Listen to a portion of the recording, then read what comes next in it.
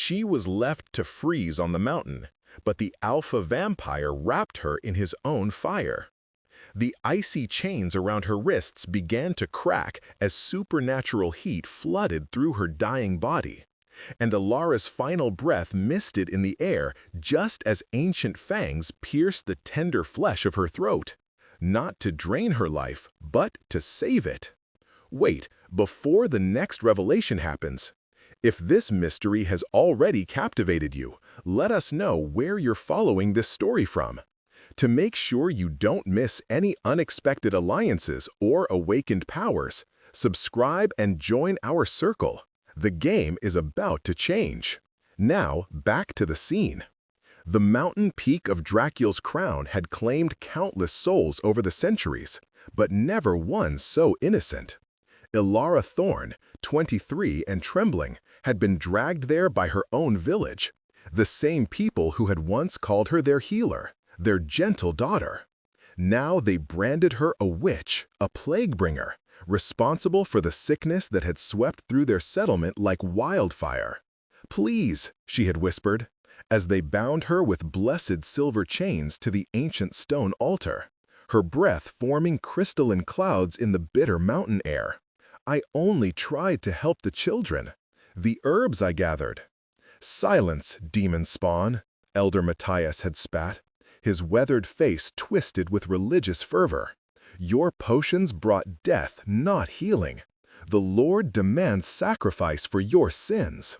They had left her there as the sun died behind the peaks, her woolen dress already stiff with forming ice, her fingers turning blue despite her desperate struggles. The temperature plummeted with each passing hour, and Alara felt death creeping through her limbs like slow poison. That's when she saw the crimson eyes watching her from the shadows. At first, she thought it was delirium from the cold, a hallucination brought on by approaching death. But then the figure stepped into the moonlight, and Alara's heart nearly stopped for reasons that had nothing to do with the freezing mountain air. He was impossibly tall, perhaps 6.5 feet, with the kind of commanding presence that seemed to bend reality around him. Raven black hair fell to his shoulders, framing a face that could have been carved from marble by a master sculptor. Sharp cheekbones, a strong jaw, and lips that held the ghost of ancient cruelty. But it was his eyes that held her captive, deep crimson, like rubies lit from within, and old beyond measure. Well, his voice was smooth as aged wine, carrying a slight accent she couldn't place. "What have we here? A midnight offering to the old gods?" Ilara's teeth chattered so violently she could barely speak. "Please, help me." The stranger circled the altar with predatory grace, his boots making no sound on the snow-covered stone. He wore a long black coat that seemed untouched by the elements, and steam rose from his skin as if he carried his own personal summer within him. "Help." He tilted his head, studying her with the intensity of a scholar examining a rare manuscript. "And why would I do that? You smell of herbs and healing, but also of fear and approaching death. A curious combination." They think I'm a witch," Ilara gasped, her lips turning purple. "The children got sick after I treated them, but I swear I only used traditional remedies. Please, I don't want to die like this." Something shifted in those ancient eyes, a flicker of what might have been recognition or perhaps merely interest. He moved closer, and Ilara could see her breath misting between them, while his remained perfectly clear. "A healer accused of causing harm," he murmured, reaching out to touch one of the blessed silver chains. The metal hissed and steamed under his fingers, and he jerked his hand back with a sharp intake of breath. How predictable of mortals! "You're bleeding," Alara whispered, noticing the burns on his fingertips. His eyes snapped to hers, surprise flashing across his features. "You're dying of cold, chained to a sacrificial altar, and you're concerned about my minor wounds?" "I'm a healer," she said simply, though her words came out in broken fragments between shivers. "It's what I do." For a long moment, he stared at her in complete silence. The wind howled around them, carrying flakes of snow that should have bothered him, but seemed to part around his form like a river around a stone. "My name is Darius Blackthorn," he said finally, "and you, little healer, are about to make a choice that will change everything." "I don't understand," Alara managed. "I could leave you here," Darius said, his voice taking on a hypnotic quality. "Let the cold claim you as your village intended. Or," he paused, his gaze intensifying, "I could offer you something else.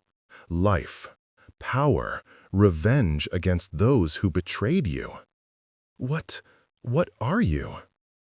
Instead of answering with words, Darius smiled, revealing elongated canine teeth that gleamed like ivory daggers in the moonlight. "I am what your kind calls vampire, child. The last of the Blackthorn bloodline, the alpha of a nearly extinct dynasty." Terror should have consumed her. Every legend, every whispered tale from her childhood should have sent her into screaming madness. But as Alara stared into those crimson depths, all she felt was a strange sense of rightness, as if this moment had been written in the stars long before her birth. "If I accept," she whispered, "what happens to me?" "You would become something more than human," Darius replied, his hand hovering just above her cheek, radiating impossible warmth. "Stronger, faster, nearly immortal. But the transformation is intense, and once it's done, there's no going back." Alara closed her eyes, feeling the frost beginning to form on her eyelashes. Below, in the valley, she could see the warm lights of her village, the place that had cast her out to die, the place where children, innocent children, had suffered while their elders pointed fingers and demanded blood. "They called me a demon," she said, opening her eyes to meet his gaze. "Perhaps it's time I become one." Something that might have been approval flickered across Darius's features. "Very well, Alara Thorn, but know this. Once I begin, you belong to me. My blood will run in your veins. My fire will warm your heart. You will be bound to me in ways that transcend mortal understanding." "Better bound to you than dead on this mountain," she replied, with more courage than she felt. Darius moved with liquid grace, positioning himself above her on the altar. His body blocked the bitter wind, and heat radiated from him like a forge. "The process requires trust," he said softly. "You must not fight me, no matter what you feel. Do you understand?" Alara nodded, though her entire body was trembling. Whether from cold or anticipation, she couldn't tell. "Close your eyes, little healer. When you open them again, you'll see the world as I do." His lips found the pulse point at her throat, and for a moment he simply rested there, his breath impossibly warm against her frozen skin. Then his fangs pierced her flesh, and liquid fire exploded through her veins. The pain was indescribable, like molten metal replacing her blood, like lightning coursing through every nerve. But beneath the agony was something else, a sense of power building, of limitations dissolving, of mortality slipping away like discarded clothes. Ilara's back arched against the altar, her fingers clawing at the blessed silver chains that held her. To her amazement, the metal began to bend under her newfound strength, the holy symbols etched into the links starting to smoke and blur. Darius withdrew his fangs and bit into his own wrist, pressing the bleeding wound to her lips. "Drink," he commanded, his voice echoing with supernatural authority. "Take my strength, my fire, my eternity." The taste of his blood was unlike anything she had ever experienced, rich and complex, carrying flavors of midnight and starlight, of ancient forests and forgotten kingdoms.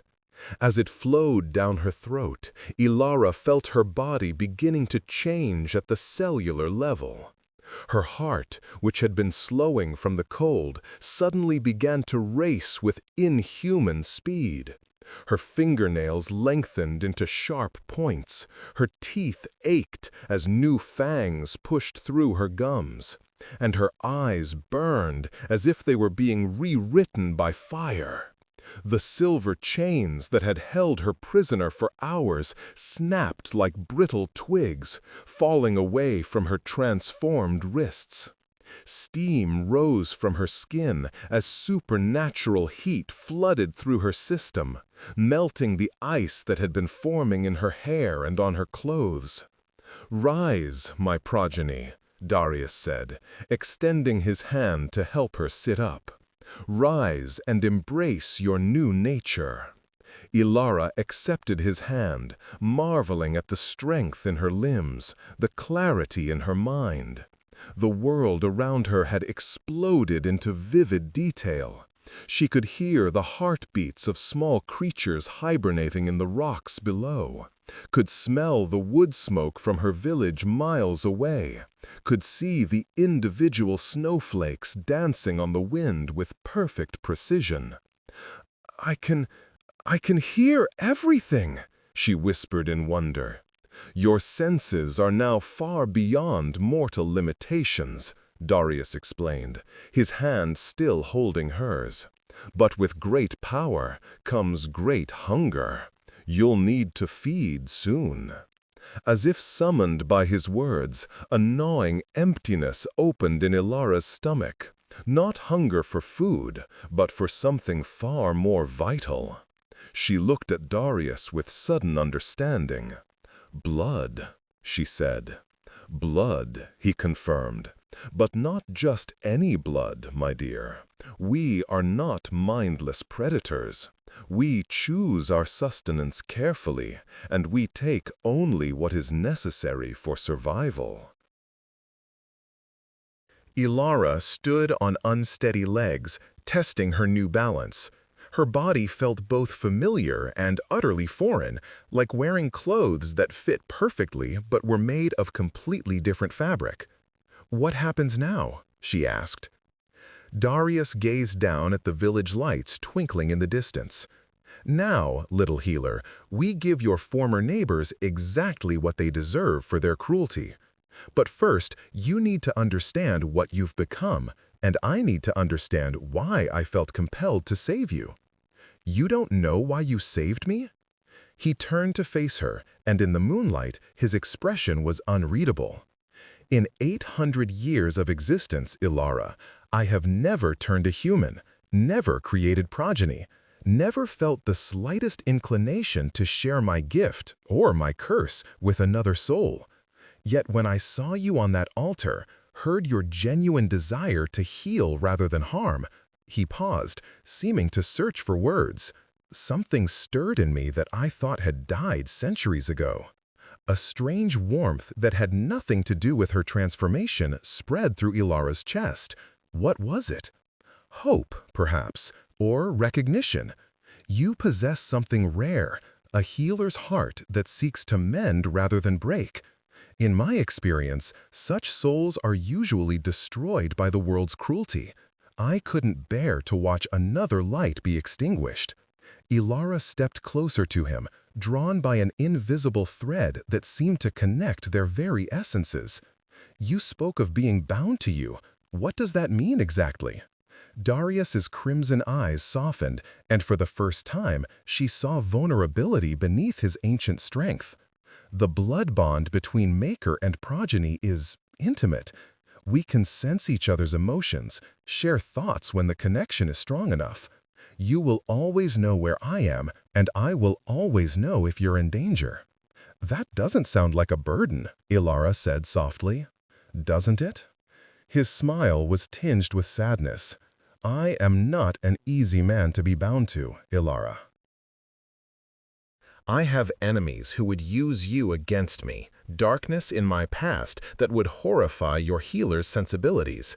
The Blackthorn name carries weight in the supernatural world, most of it blood-soaked.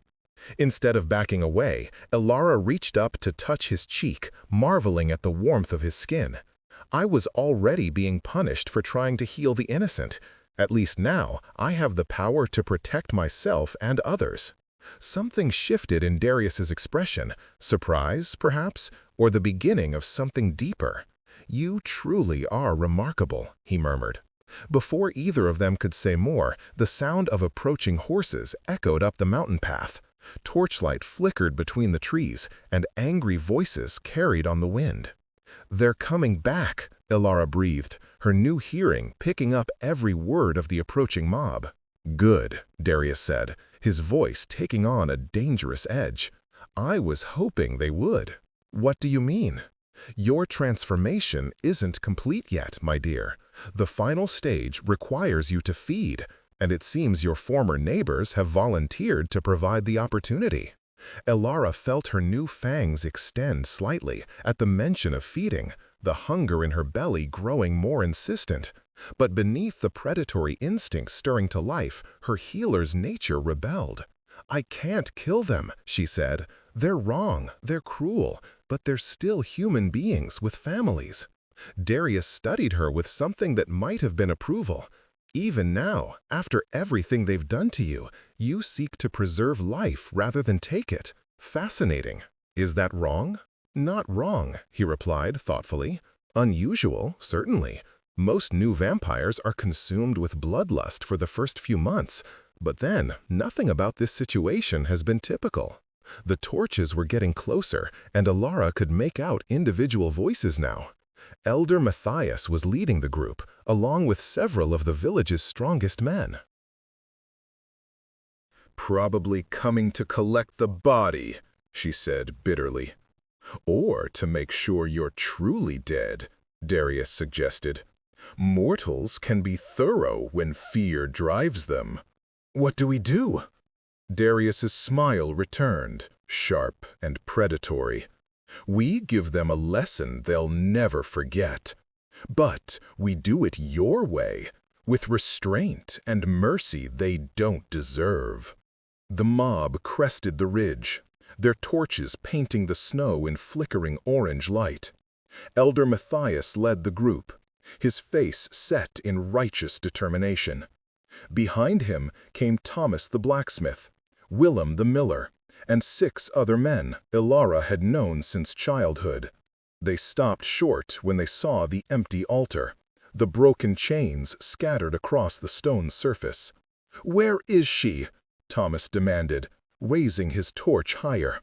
"Wolves," Willem suggested nervously, "could have dragged her off." "No," Elder Matthias said slowly, his eyes scanning the immediate area. "Look at the chains. They've been broken from the inside." That's when Darius stepped into the circle of torchlight, Ilara beside him. The transformation had changed her dramatically. Her skin now held an ethereal pallor. Her eyes glowed with an inner fire, and she moved with inhuman grace. But it was unmistakably her. "Good evening, gentlemen," Darius said pleasantly. "I believe you left something on my mountain." The men stumbled backward, several dropping their torches in shock. Elder Matthias raised a wooden cross, his hands shaking visibly. "Demon!" he shouted. "I knew she was in league with darkness."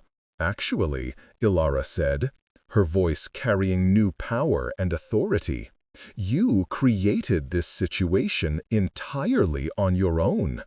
I was innocent when you chained me here. Everything that's happened since is a direct result of your cruelty." "She speaks with the devil's tongue!" Willem cried. "We must destroy her before she corrupts the entire village." Several of the men drew weapons, swords, crossbow bolts, wooden stakes, while others continued waving religious symbols. Their terror was palpable in the cold mountain air. Darius took a step forward, and the temperature around them seemed to drop even further. "I would be very careful about your next actions," he warned. "Ilara may have a forgiving heart, but I am considerably less charitable." "You will not harm them," Ilara said firmly, placing a restraining hand on Darius's arm. He looked at her with surprise. "They tried to murder you, my dear. Surely they deserve some consequence for their actions." "They deserve to face justice, not vengeance," she replied. "There's a difference." Thomas, the blacksmith, emboldened by liquid courage from a flask he'd been nursing, stepped forward with a silver-tipped crossbow bolt. "Stand aside, demon, and let us finish what we started." He fired the bolt directly at Ilara's heart. She moved faster than human eyes could follow, catching the projectile in mid-air and crushing it to silver dust between her fingers. "I'm trying to be merciful," she said calmly. "Don't make me reconsider." The display of supernatural strength sent several of the men fleeing back down the mountain path. Elder Matthias, Thomas, and Willem remained, though they looked ready to bolt at the slightest provocation. "What do you want from us?" Matthias demanded, his voice cracking with age and fear. "I want you to return to the village," Ilara said. "Tell them exactly what you saw here tonight. Tell them that Ilara Thorn is no longer the helpless girl they could condemn and abandon. Tell them that she remembers every face that stood by while innocence was punished." "And then?" Willem asked. Ilara smiled, revealing just a hint of her new fangs. "Then you pray I decide to remain merciful." Darius leaned close to her ear, his voice barely audible. "You're showing remarkable restraint for a newborn vampire." "They're afraid enough," she replied softly. "Fear can teach lessons that violence cannot." To the men, she said more loudly, "You have 1 hour to return to your homes before I change my mind about letting you leave unharmed. Use it wisely." The remaining members of the mob didn't need to be told twice. They gathered their dropped torches and weapons, backing away from the altar while keeping their eyes fixed on Ilara and Darius. "This isn't over, witch," Elder Matthias spat as a final act of defiance. "The church will hear of this abomination." "Good," Darius said smoothly. "Do give them my regards. Tell them Darius Blackthorn has returned to these mountains, and he's no longer alone." The name hit the elder like a physical blow. His face went ashen, and his wooden cross clattered to the ground. "Blackthorn," he whispered. "The Blackthorn bloodline was destroyed. The church saw to that centuries ago." "Reports of my demise were greatly exaggerated," Darius replied with dark amusement, "as you can clearly see." Elder Matthias turned and fled down the mountain path, his aged legs carrying him faster than seemed possible. Thomas and Willem followed close behind, their earlier bravado completely evaporated. When the torchlight finally disappeared below the tree line, Ilara turned to Darius with curiosity written across her transformed features. "They knew your name. What history do you have with the church?" Darius was quiet for a long moment, his gaze fixed on the distant village lights. The Blackthorn family was once one of the most powerful vampire dynasties in Europe, he said finally. We ruled from the shadows, protecting supernatural creatures from human persecution while maintaining the balance between worlds. What happened to them? To your family? Pain flickered across his ancient features.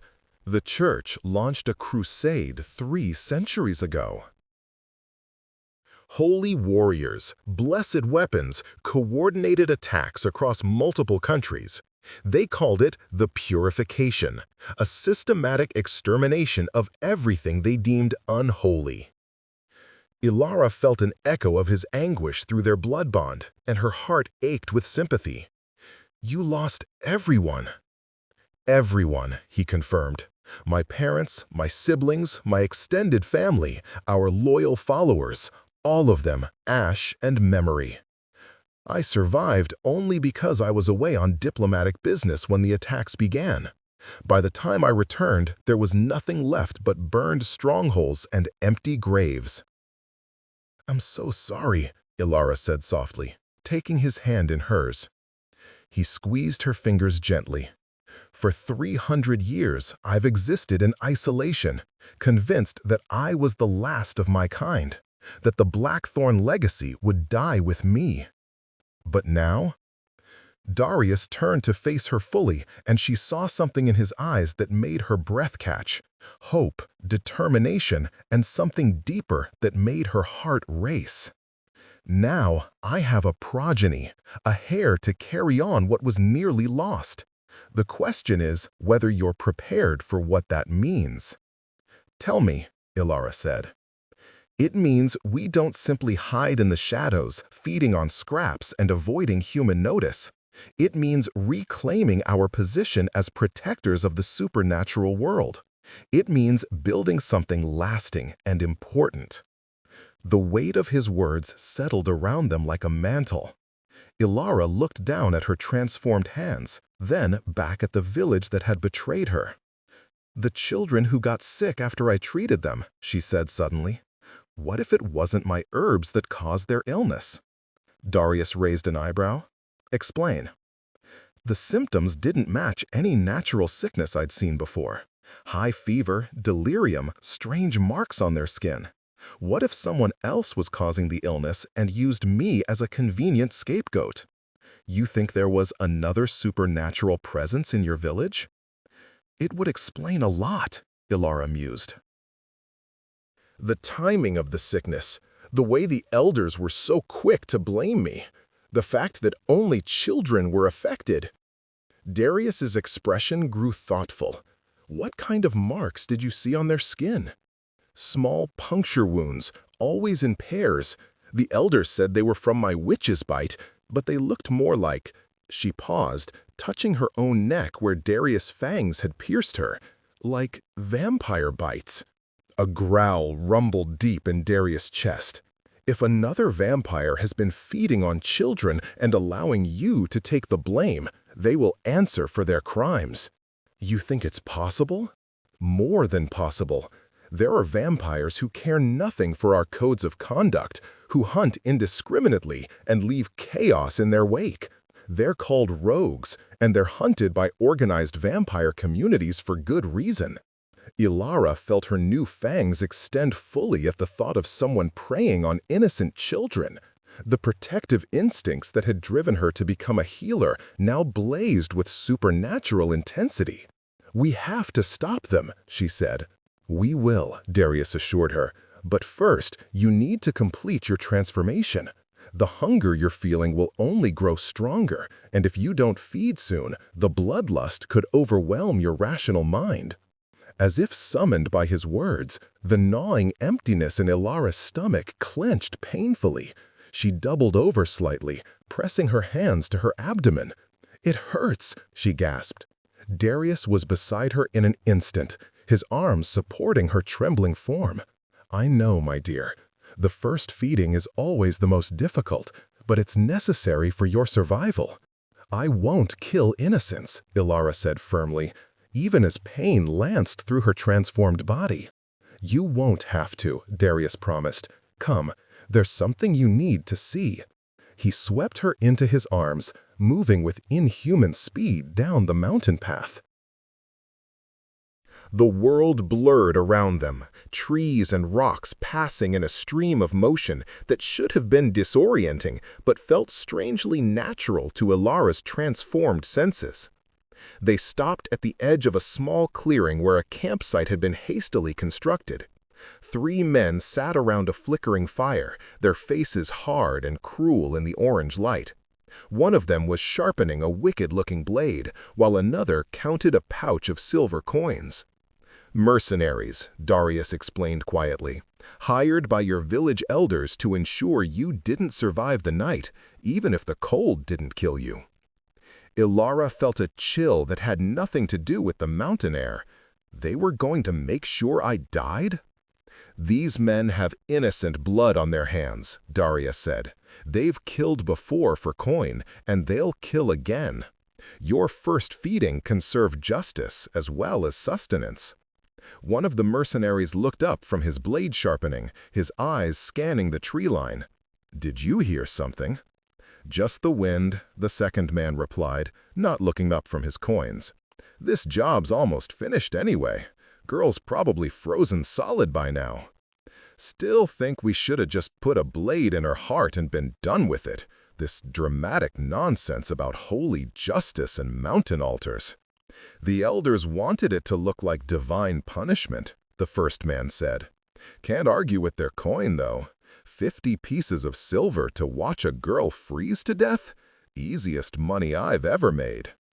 Ilara felt her transformation hunger spike at their callous words. These men had been paid to ensure her death, had sat in comfort while she suffered in chains, had treated her life as nothing more than a business transaction. "I can feel your anger," Darius murmured. "Channel it. Let it fuel your first hunt." "How do I—" "Trust your instincts. Your body knows what to do, even if your mind hasn't caught up yet." Ilara stepped into the clearing, her movement silent as falling snow. The mercenaries looked up in shock, their hands moving instinctively toward their weapons. "Impossible," the leader breathed. "You should be dead." "I was," Ilara replied, her voice carrying new power and menace. "But I got better." The mercenaries scrambled to their feet, drawing swords and daggers with practiced efficiency. But their mortal reflexes were no match for supernatural speed. Ilara moved like liquid shadow, her body flowing between their attacks with impossible grace. Her hand closed around the leader's throat before he could bring his sword to bear, and she lifted him off the ground with ease. "You were paid to ensure my death," she said, her eyes glowing in the firelight. "Let's discuss your fee." "Please," the man gasped. "We were just following orders." "Whose orders?" Darius asked, stepping into the circle of light. "Who hired you?" "Elder Matthias," the mercenary choked out. "Said you were a witch, a plague bringer. Said the village would pay handsomely to see you gone." "And the children who got sick? Did you know anything about that?" "There's been strange things happening," another mercenary said, quickly, hoping to bargain for his life. "Children falling ill with bite marks, animals found drained of blood, rumors of something hunting in the woods." Ilara exchanged a significant look with Darius. "What kind of something?" "Don't know for certain," the man continued.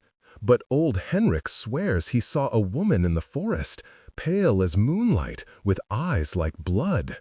Said she moved faster than natural, left no footprints in the snow." "A female vampire," Darius mused. "And from your description, likely a rogue." The first mercenary, still struggling in Ilara's grip, managed to gasp out, "The elders, they know about her, made some kind of deal." "What kind of deal?"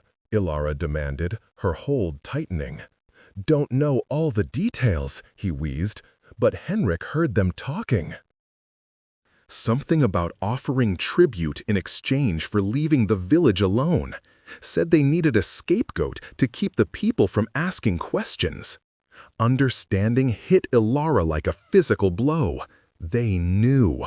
They knew what was really hurting the children, and they threw me to the wolves to cover it up. The transformation hunger that had been gnawing at her stomach suddenly exploded into white-hot rage. These men weren't just mercenaries doing a job. They were accomplices in a conspiracy that had sacrificed innocent lives and destroyed her reputation for the sake of a coward's bargain. "Tell me," she said softly, her voice deadly calm, "how many children have suffered while you and the elders played these games?" "6," the mercenary whispered. "6 children bitten. 4 of them died. The elders told everyone it was plague, said you were spreading it with your healing work." Something snapped inside Ilara's transformed psyche.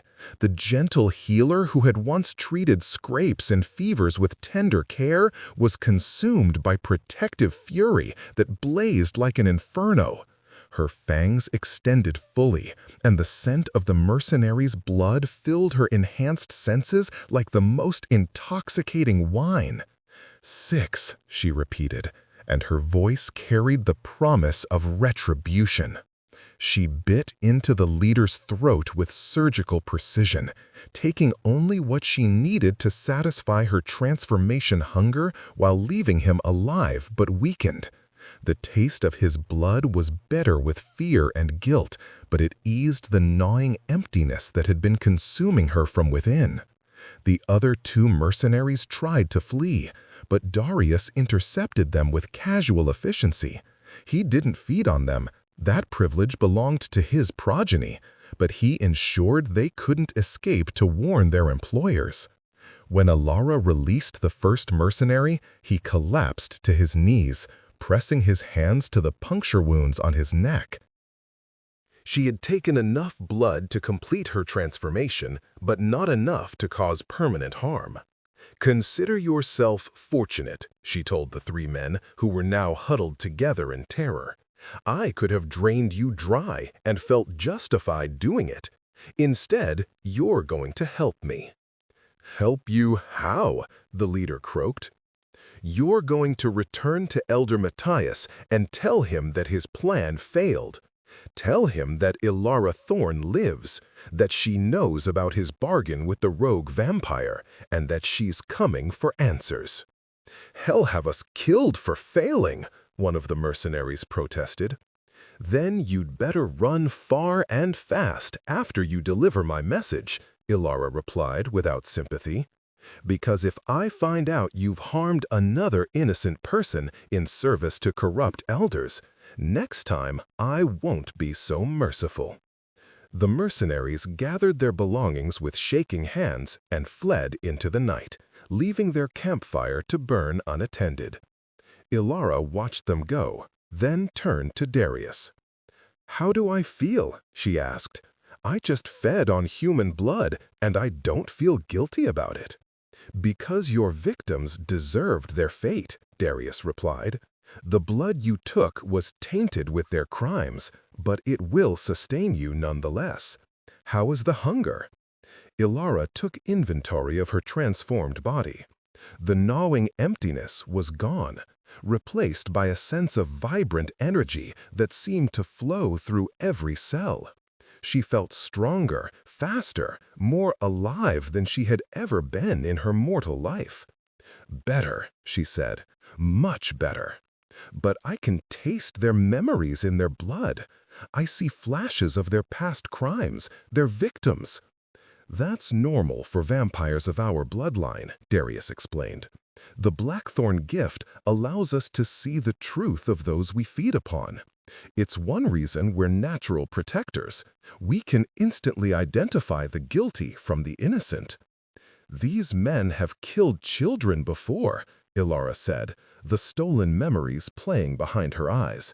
"Not just in my village, but in others." They're hired killers who specialize in making deaths look accidental. Then they received appropriate justice. Ilara nodded, feeling the rightness of his words settle into her bones. The transformation was complete now. She could sense it in the way her body moved, the way her enhanced senses processed the world around her, the way power hummed just beneath her skin. "What now?" she asked. "Now we hunt the rogue who's been feeding on your village's children," Darius replied. "But first, we need to understand exactly what bargain the elders made and why they thought sacrificing you would solve their problem. The village is 3 miles down the mountain. We could be there in minutes." "We could," Darius agreed. "But consider this. If we reveal ourselves too soon, the rogue will likely flee to find hunting grounds elsewhere. Better to gather information first, then strike when we have all the pieces." Ilara felt the wisdom in his words, but her protective instincts were screaming for immediate action. What if she hurts more children while we're planning? "Then we make sure our plan is swift and decisive," Darius said. "Tell me, in your healing work, did you ever treat injuries without first understanding their cause?" "No, of course not.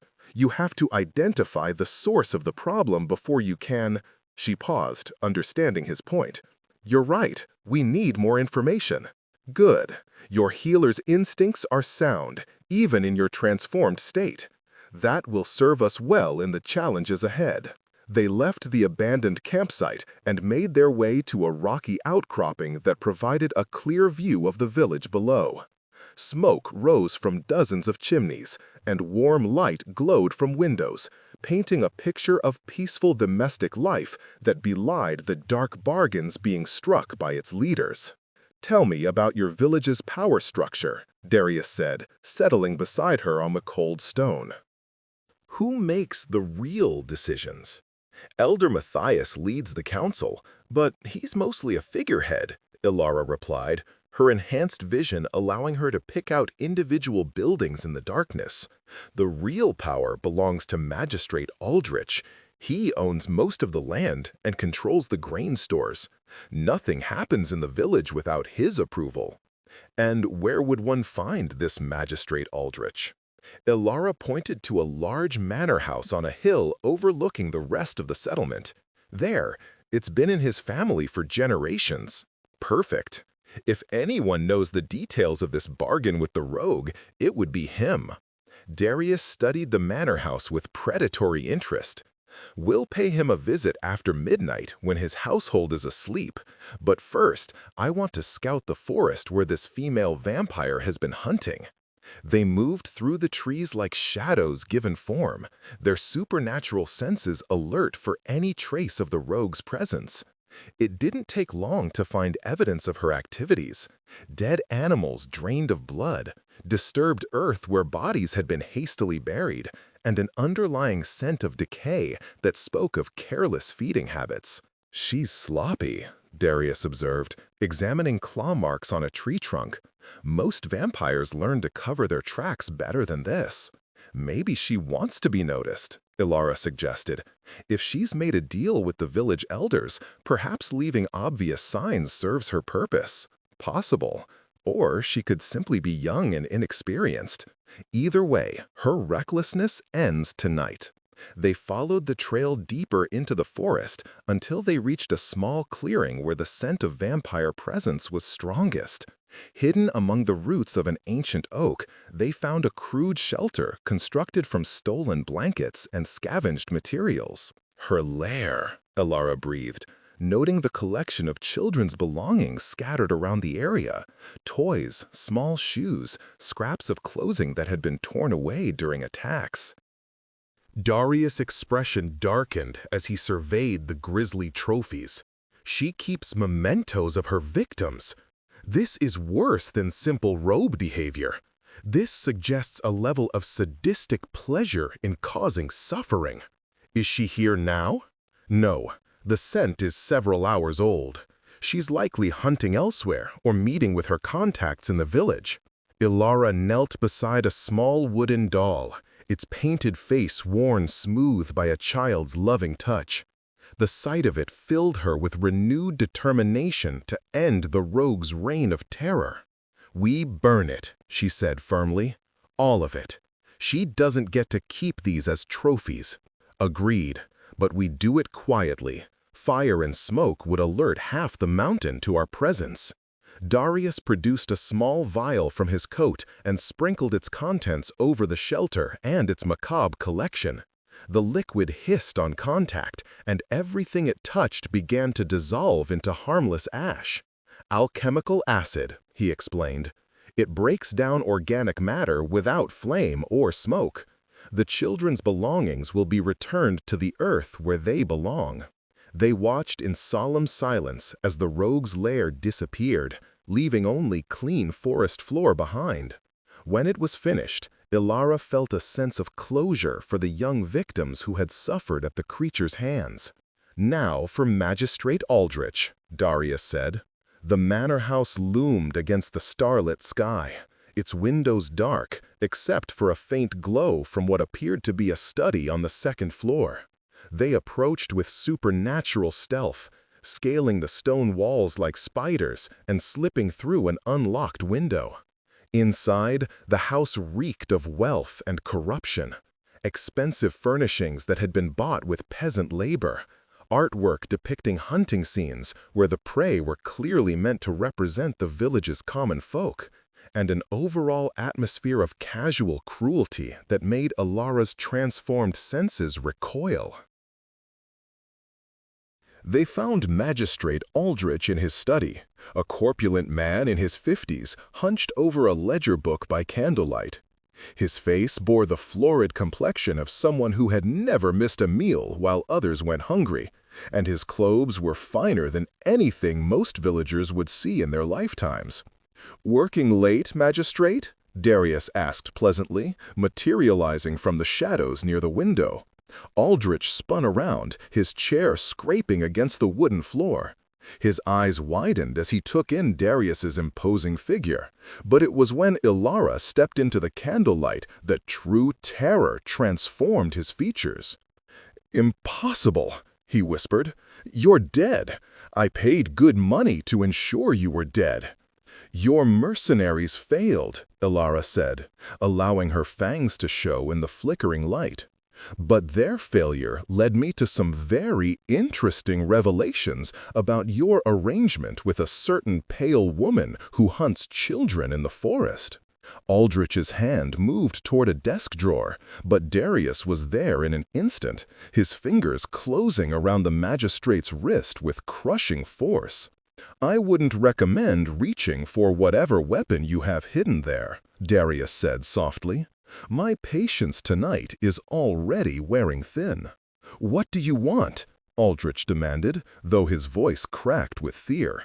"Answers," Ilara replied, "starting with the details of your bargain with the rogue vampire." "I don't know what you're talking about." Darius increased the pressure on Aldrich's wrist until the man cried out in pain. "Let's try again, shall we? My companion has been transformed into something far more dangerous than you can imagine, and she has very personal reasons for wanting the truth about the creature that's been feeding on children. She came to us 6 months ago," Aldrich gasped, "said she needed hunting grounds, somewhere remote where she could feed without interference, offered to pay for the privilege." "Pay how?" Ilara asked. "Protection." She said she could eliminate threats to the village, bandits, competing merchants, anyone who might interfere with our prosperity. All she wanted in return was the right to hunt here occasionally. "Occasionally," Darius repeated with deadly calm. "You mean the right to murder children." She said she would be careful, only take 1 or 2 every few months, make it look like natural deaths. But then she got careless, left bite marks, and people started asking questions. Understanding dawned in Ilara's mind. That's when you decided you needed a scapegoat. "The village healer made perfect sense," Aldrich continued, his words tumbling out under pressure. You were already treating the sick children, had access to their homes, worked with herbs that most people didn't understand. It was easy to turn suspicion toward you. You let them blame me for the deaths of children I tried to save, Elara said, her voice carrying a note of supernatural menace that made the magistrate shrink back in his chair. It was business, Aldrich protested, one life to preserve the peace and prosperity of the entire village. Where is she now? Darius demanded, this rogue vampire you've been harboring. I don't know. She comes and goes as she pleases, usually shows up every few weeks to collect her tribute. Tribute? Elara's eyes flashed with renewed anger. You mean children? You've been selecting which children she feeds on. Aldrich's silence was answer enough. Darius released the magistrate's wrist and stepped back, his expression promising violence. You've been serving up innocence to a predator in exchange for protection you didn't even need. Tell me, how many villages actually threatened you before you made this bargain? That's not the point. It is exactly the point, Elara interrupted. You created a solution for a problem that didn't exist, and innocent children died because of your paranoia and greed. What do you want from me? Aldrich asked desperately. Information, Darius said. When does she next expect tribute? Tomorrow night. She always comes during the new moon. And where does this exchange typically take place? The old mill by the river. She prefers the isolation. Elara exchanged a look with Darius. Tomorrow night would give them time to prepare, to set a trap that would ensure the rogue couldn't escape to victimize other communities. Who else knows about this arrangement? She asked. Just myself and Elder Matthias. We couldn't risk word spreading. The common folk wouldn't understand the necessity of our decision. The necessity, Elara repeated, her voice dripping with contempt. You mean the convenience of letting someone else do your dirty work while you counted your profits. Before Aldrich could respond, the sound of footsteps echoed from the hallway outside the study. Someone was approaching, moving with purpose toward the door. Darius motioned for silence, his enhanced hearing analyzing the approaching footfalls. Female, approximately 5.5 feet tall, moving with inhuman grace, he whispered. It's her. The rogue vampire had come calling on her ally earlier than expected. Elara felt her newly transformed instincts surge to the surface, every supernatural sense screaming warnings about the approaching predator. This was the creature who had murdered children, who had destroyed innocent lives for the simple pleasure of feeding, who had corrupted the village's leadership into becoming accomplices to atrocity. Hide, Darius murmured, but Elara shook her head. No more hiding, no more letting her set the terms. The door to the study opened, and the rogue vampire stepped inside with casual confidence. She was indeed pale as moonlight, with long silver hair and crimson eyes that held no warmth or humanity. Her beauty was terrible and cold, like a statue carved from ice and given malevolent life. "Aldrich, my dear," she purred, her voice carrying a slight accent that suggested Eastern European origins. "I hope you have good news about tomorrow's." She stopped mid-sentence as her gaze fell upon Elara and Darius. For a moment, the three vampires stared at each other in perfect silence, each taking the measure of their opponents. "Well," the rogue said finally, a cruel smile playing across her lips. "This is unexpected. I smell fresh transformation on you, little healer. And you," her eyes fixed on Darius with sudden recognition, "you bear the scent of ancient bloodlines. How fascinating." "Katarina Vass," Darius said, his voice carrying the weight of old knowledge.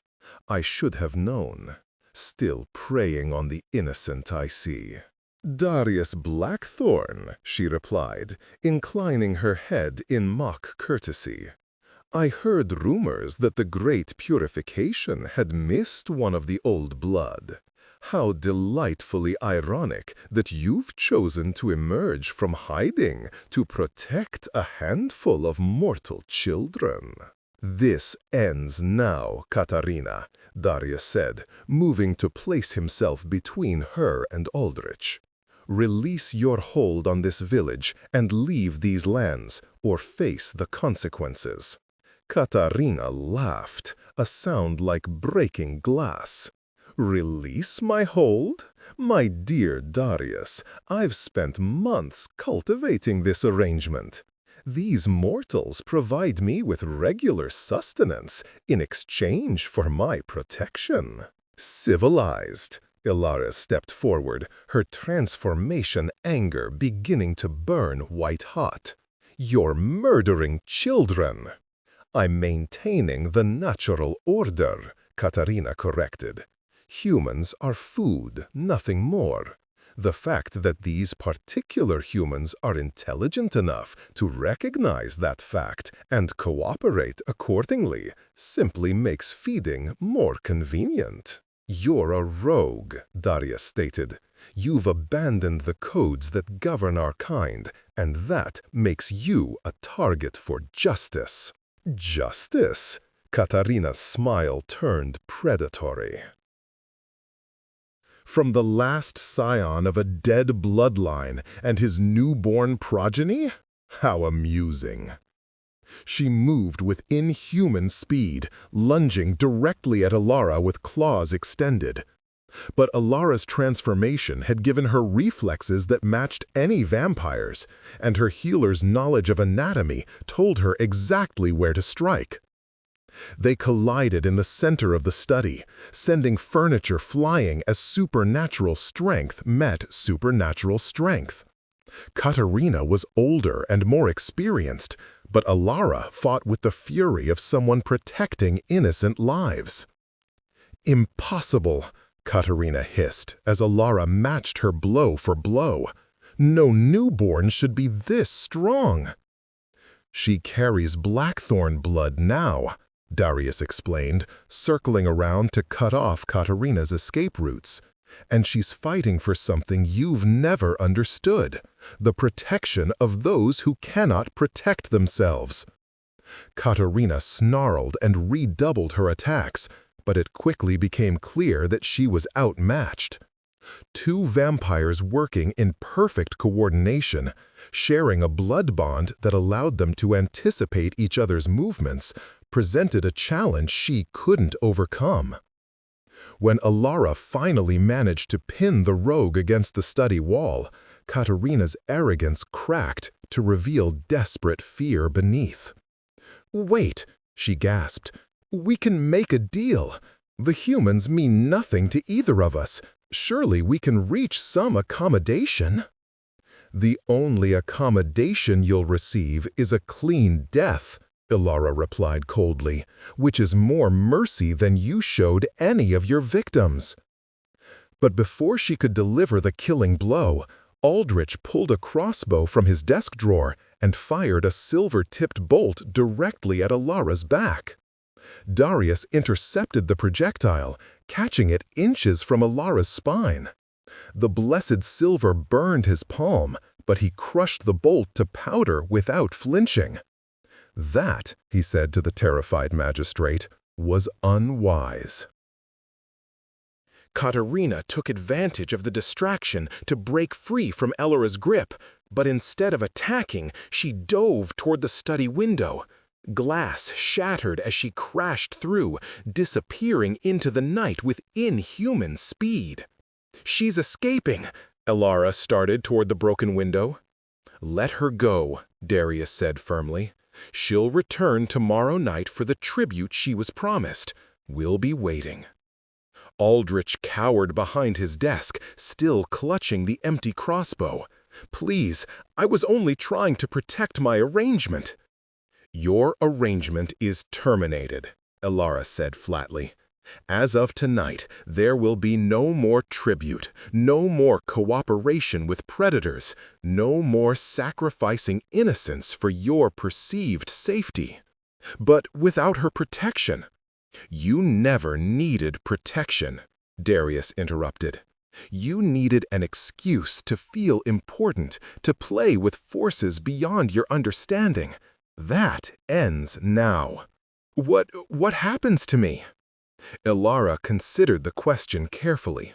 The magistrate had been complicit in multiple murders, had conspired to have her killed, had corrupted his position of trust for personal gain. By any measure of justice, he deserved severe punishment. But killing him would only create more chaos in the village, and there were better ways to ensure he could never again harm innocent people. "You're going to write a confession," she said finally. "A complete accounting of your arrangement with Katerina Voss, including the names of every child who was harmed and the specific details of how you facilitated their deaths." "I can't." "You can and you will," Darius said, his voice carrying supernatural compulsion. "Because the alternative is far worse than simple exposure."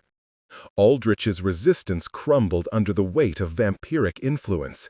He pulled out fresh parchment and began writing, his hand moving as if guided by an invisible force.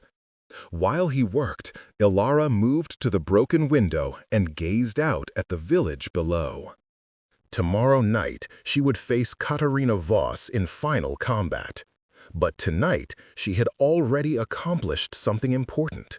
She had broken the chain of corruption that had enabled a predator to hunt freely among the innocent. "Having second thoughts?" Darius asked softly, joining her at the window. "No," Ilara replied. "Just thinking about how much has changed in a single night. This morning, I was a village healer facing execution for crimes I didn't commit. Now, I'm a vampire preparing to hunt down the real killer. Regrets?" She turned to meet his gaze, seeing genuine concern in those ancient crimson eyes. "None.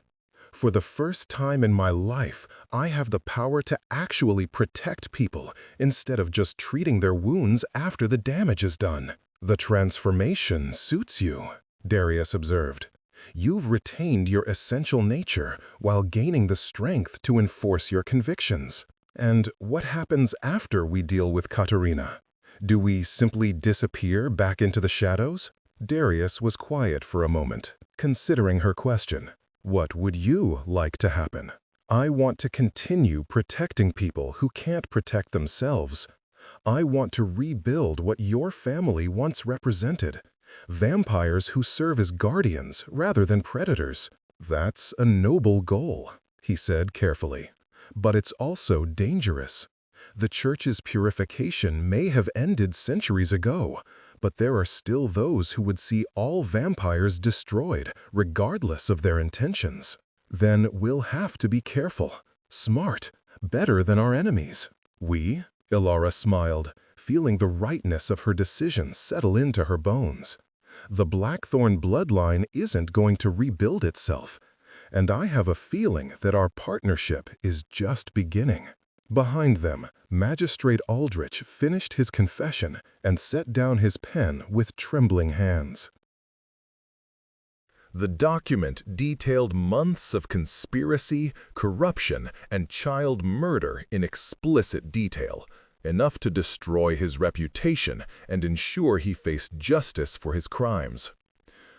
"It's," he said quietly. "Good," Ilara replied, taking the parchment and scanning its contents. "Tomorrow morning, you'll present this confession to the village council and resign your position. You'll also ensure that every family who lost a child receives appropriate compensation from your personal wealth." "That will bankrupt me." "Better bankrupt than dead," Darius pointed out reasonably. "Consider it the price of our mercy." They left Aldrich to contemplate his ruined future and made their way back to the forest. Dawn was still several hours away, giving them time to prepare for the confrontation that would come with the following night.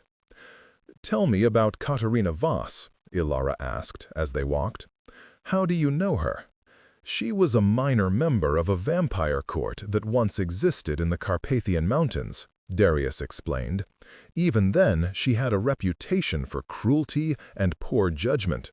She was exiled from the court for excessive brutality toward humans, which, considering the standards of the time, meant she was truly beyond redemption." How long ago was this? 2 centuries, perhaps more. The fact that she survived the purification suggests she was skilled at hiding and abandoning her obligations to protect others. What are her strengths? Her weaknesses? Darius smiled approvingly at the tactical nature of her questions. Strengths: she's old enough to have significant physical power. She's cunning, and she's completely ruthless. Weaknesses: she's arrogant, she underestimates opponents, and she's been feeding carelessly for months without facing any real challenges. So she's likely overconfident, almost certainly. She clearly didn't expect to encounter other vampires here, and she definitely didn't anticipate facing a Blackthorn. They found shelter in a cave high up the mountain, well hidden from both human and supernatural detection. As they settled in to wait for nightfall, Ilara found herself studying her maker with new appreciation. "Can I ask you something personal?" she said. "Of course." "When you saved me on the altar, you said something stirred in you that you thought had died centuries ago. What did you mean?" Darius was quiet for so long that Ilara began to think he wouldn't answer. When he finally spoke, his voice carried the weight of long-suppressed emotion. "When my family was destroyed, I vowed never to create progeny. The Blackthorn bloodline was marked for extinction, and I believed that allowing it to continue would only bring more suffering to innocent people.